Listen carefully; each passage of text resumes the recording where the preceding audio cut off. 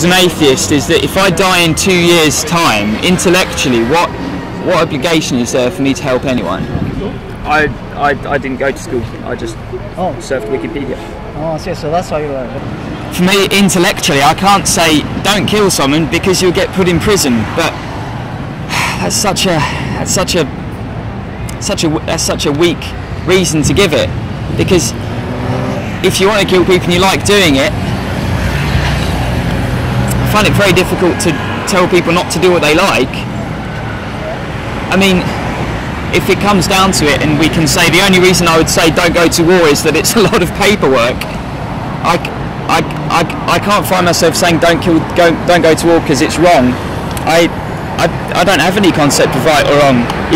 To use the expression piss on someone's grave, well, they're dead, they don't care what you think about them. I've yet to hear of anyone who's spoken from the grave. I've yet to hear from anyone who's spoken after they're dead, and whether we may agree or disagree with what Hitler did, he doesn't care what we think about him. These people are really passionate. They're putting their lives behind some of these appeals that they're going for. Will they be that passionate when they're dead? I don't know. Is that what you believe? I think so. I think when you die, that's it, and you can only go so far caring before you just get disinterested and you just end up thinking, what if I do get cancer in a few months' time, and when I'm dead, what was it all for? There was everything's pointless, really. I think so. Although that wouldn't lead me to the conclusion to say, well, maybe it would.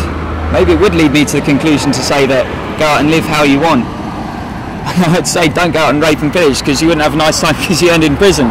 But then, if the only restriction on living how you want because you know you're going to die is legality, then it makes you realise that there aren't any morals. It's just what the police state allows you to do. I mean, for example, in Dubai, you're not allowed to have sex on the beach because it's illegal.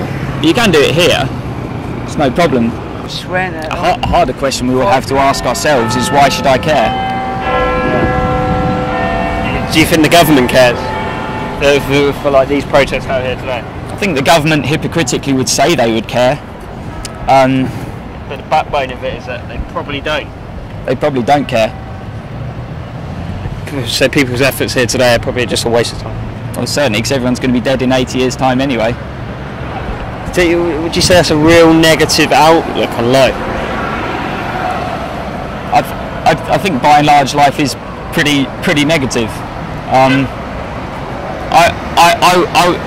would recommend people to live. I'd recommend people to live an easy life. You can stand on the grave of someone who, you can stand on the grave of Gandhi and Hitler. At the end of the day, they're both dead.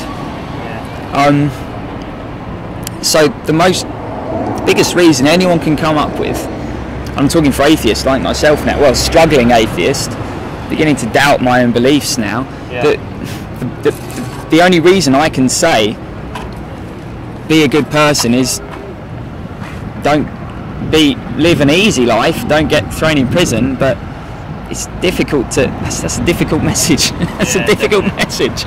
But I decreasingly find myself able to give any intellectual reason above don't kill someone because you'll get thrown in prison. It's an awful message, but yeah, if you wasting your time, it's telling you a lot of nonsense. Well, anyway, cheers. That's what this guy is lobbying for, being a guy like him. He doesn't know the difference between murdering a person and allowing himself to live, just because he says that there's nothing right or wrong, so it's okay to occupy another country. But if you occupied Britain and you were enslaved, you wouldn't like it. Okay? Do you think if you want to prove it, I asked him, somebody give me a knife and I'll cut his arm off and see if he thinks there's nothing right or wrong.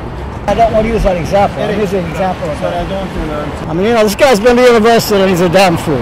It shows you the state of education in this country. So this guy says he doesn't know the difference, and he's said university or?